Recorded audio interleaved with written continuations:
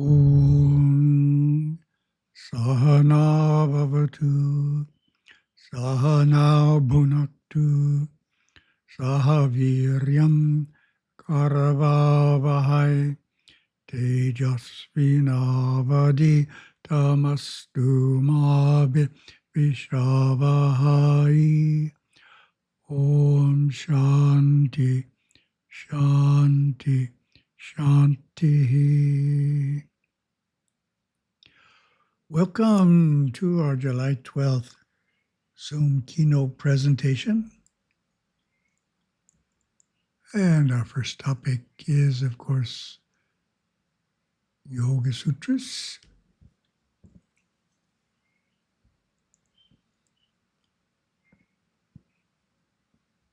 And we are in chapter 3, presenting the verses for the first time.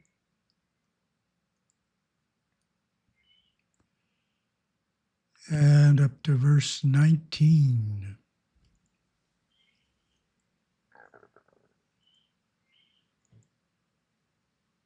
Through insight into mental patterns, knowledge of another's mind is acquired.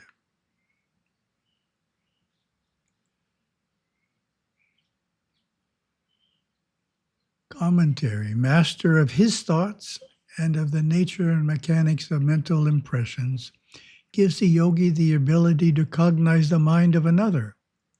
Since there is but one mind in the mystical sense, if he comprehends his own,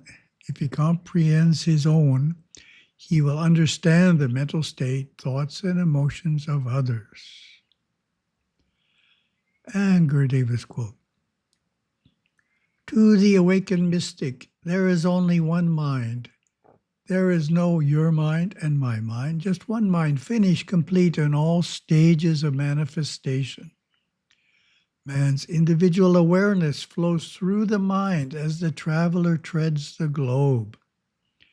Just as the free citizen moves from city to city and country to country, awareness moves through the multitude of forms in the mind. Verse 20. That knowledge does not rely on its object, and that is beyond the range of perception. Commentary.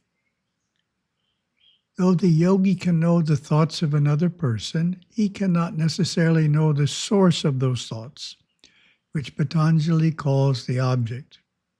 Thus he can clearly perceive that a person is afraid of animals, but will not have access to the childhood incident in the forest when a wolf approached him and caused future fears. Gurudeva: sometimes the thoughts you think are not your own. Your individual awareness may have inadvertently been pulled into an area of the mind that someone else is aware in. So unintentionally, you may be reading someone else's thoughts as your own. And if they are of a nature that you do not approve, it is possible that you may be disappointed in yourself. Keen discernment must always be employed by the aspirant on the path in order to decipher which is which. This is difficult, but you should always question thoughts that just pop into your head to find out whether they are in fact your own or those of another. A general outline that you can follow in deciphering your personal thoughts from those of another is this. As soon as you begin to question your thinking with this in mind, if the thoughts are yours, you will continue thinking in the same way after the questioning has subsided. Meaning, of course, that if they're not yours, they'll just stop. Verse 21. Through Samyama on the body's form and by suspending the power of perception, the connection between the eye and light is severed and the body becomes invisible. Commentary. This sutra is saying one can become invisible by preventing another's eyes from receiving the light normally reflected from your body. As with other siddhis, it is thought that this is possible because the deeper tattvas of the mind govern the grosser external forms, even light, and its ability to transmit through akasha. By harnessing these precursors to external reality, control over them is achieved. I like to think of it as a stealth plane. A stealth plane is designed so that it cancels out the radar somehow and is invisible.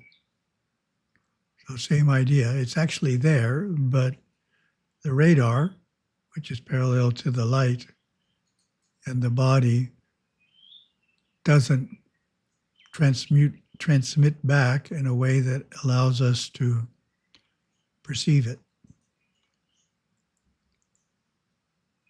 Verse 22. By performing samyama on fructifying and dormant karmas or on omens, knowledge of death is obtained. Commentary. By contemplation on these two forms of karma, the yogi can cognize the nature of death. Some commentators take this to mean his own death, even the time it will happen. But it can imply a greater insight into the nature of death itself. Not only that, the sutra does not speak literally of death, but of the end. This opens the door to a much more profound understanding of the sutra. By merging his mind with the dual forms of karma, the active and the yet to be active, or the swift to fructify and the slow to fructify, the yogi can delve into the end of things. The end of the ego, the end of the cosmos, Mahapralaya, the end of time itself, as everything is consumed in Shiva. And Gurudeva's quote. The dying should always remember that the place where one will reincarnate is the place that he is thinking about prior to death. So choose your desires wisely. The last thoughts just before death are the most powerful thoughts in creating the next life. One must also realize that if he and others are aware that he will soon depart, others in the inner worlds also realize he will soon be making his transition and are busy making adjustments and preparations for his arrival.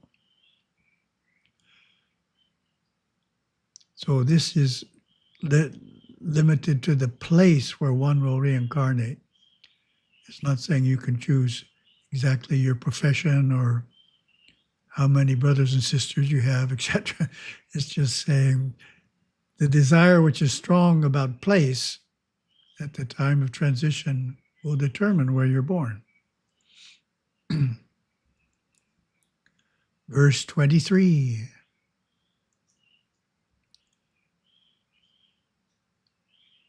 From friendliness and the others, strengths arise.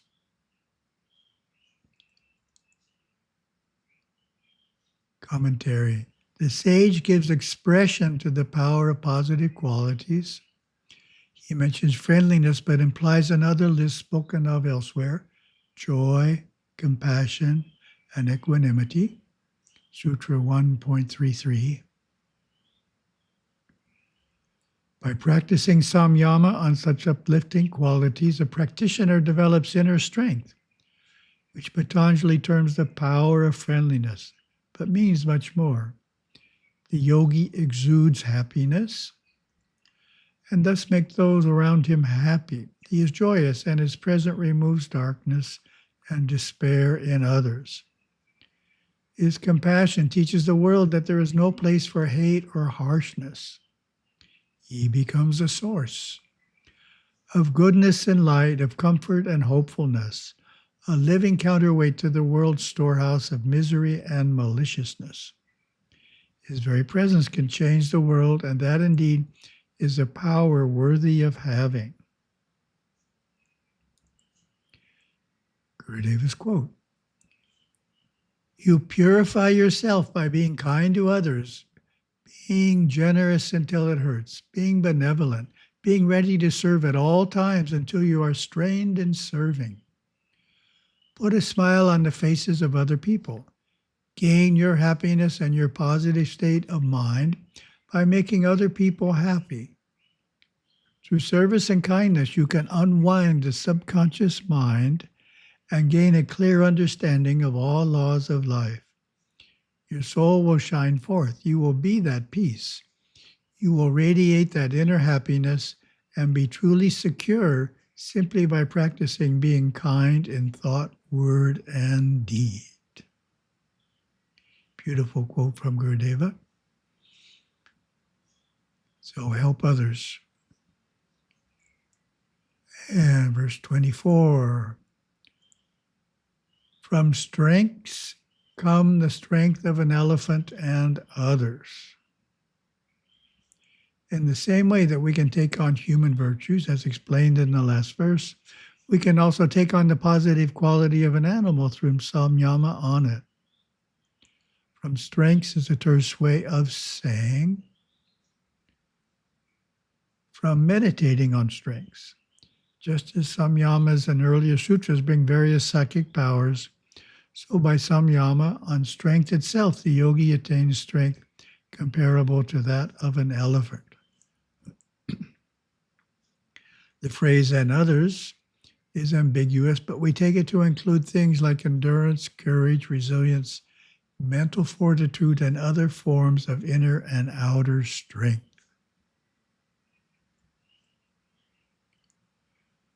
And Gurudeva's quote, to be steadfast as we go through life, we must have a purpose, a plan, persistence, and push.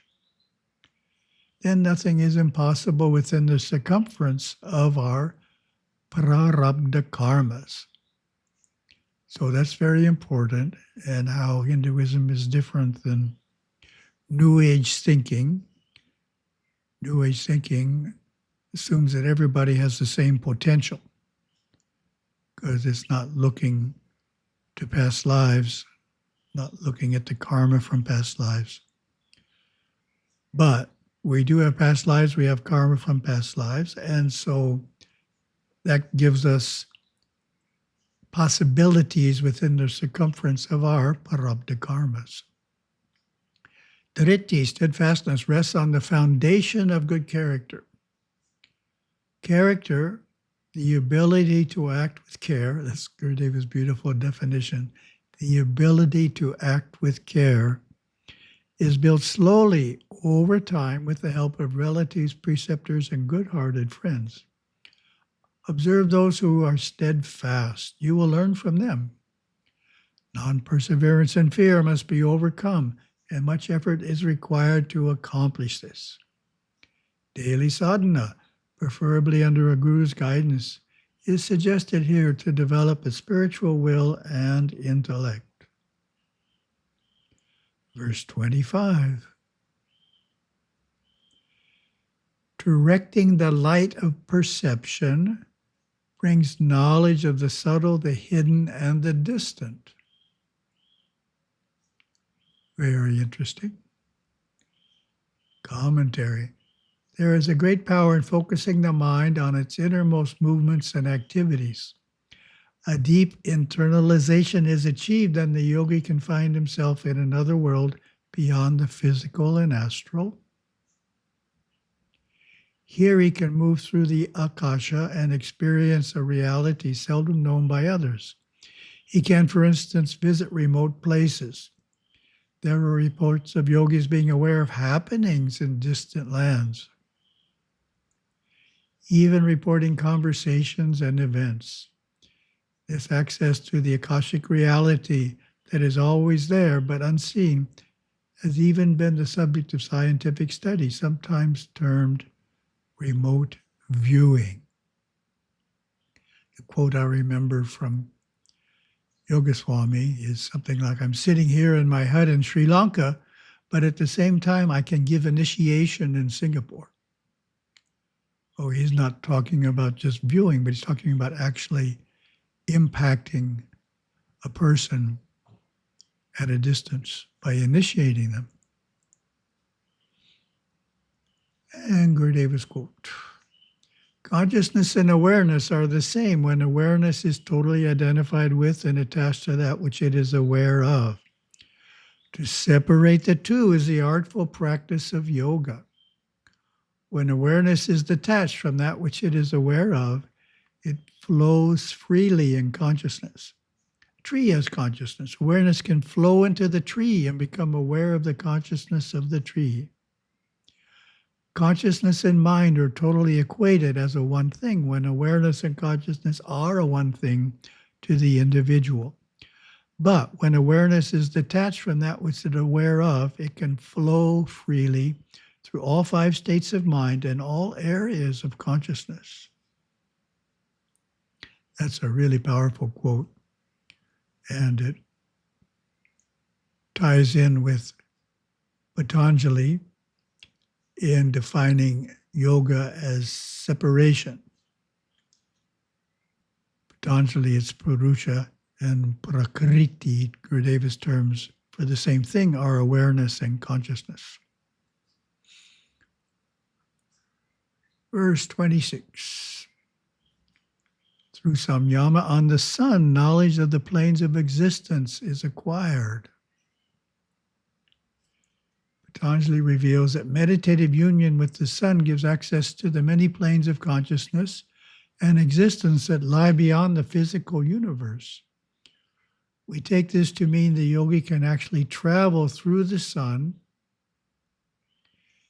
into other worlds, other realities. These would include the many subtle realms of the astral and causal planes.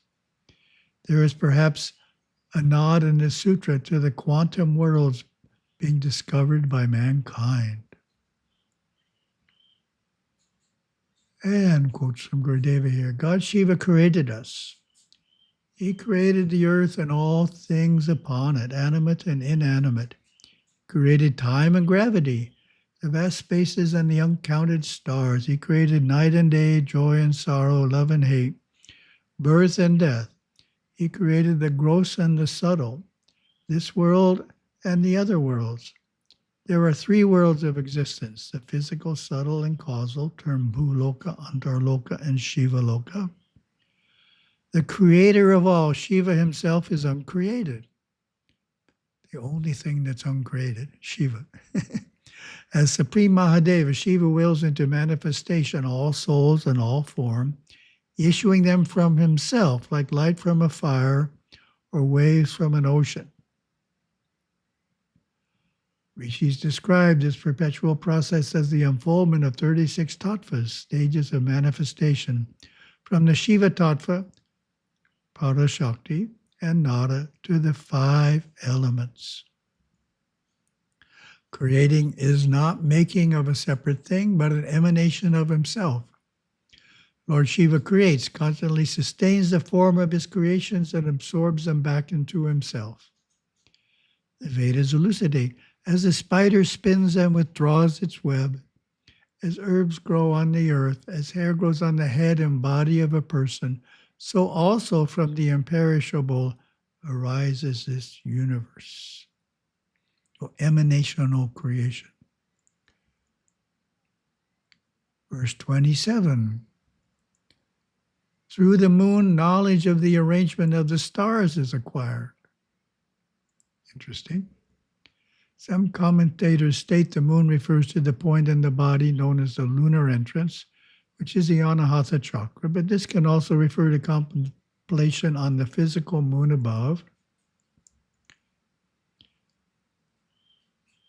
Either way, the yogi awakens knowledge of the stars by this samyama, their sizes, composition, relationship, structural organization, and influence. Gurudeva's quote, with the spiritual will aroused, awareness flows quite naturally into the Anahata chakra, the heart center, governing the faculties, direct cognition or comprehension. Connected to the cardiac plexus, this chakra is often referred to as the lotus of the heart. Its 12 petals imply that the faculty of cognition can be expressed in 12 distinct ways or through as many masks or persona. Our second topic, path to Shiva. Lesson 39, who are the four great Tamil saints? How would you answer that question?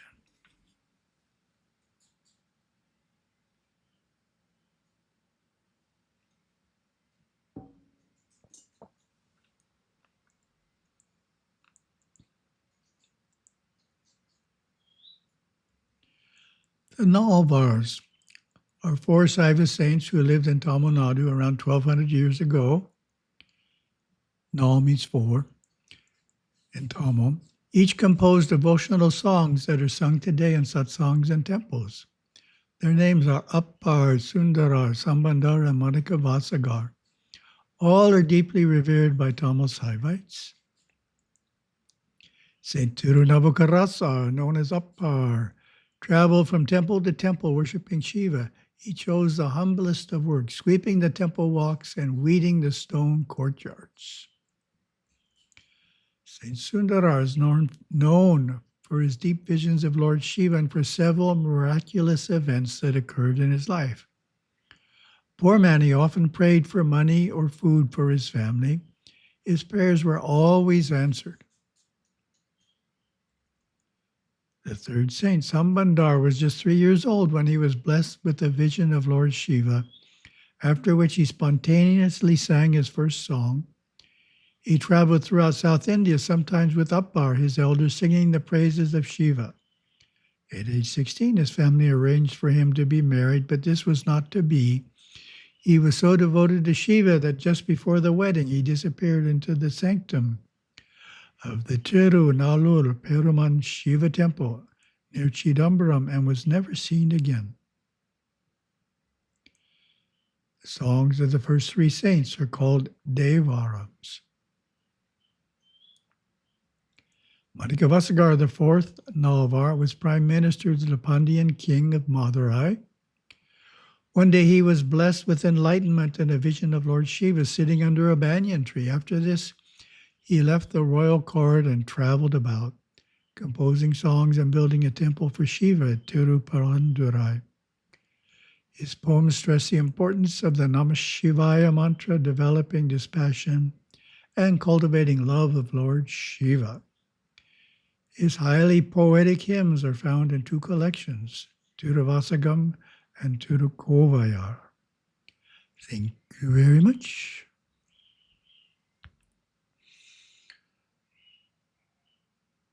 Om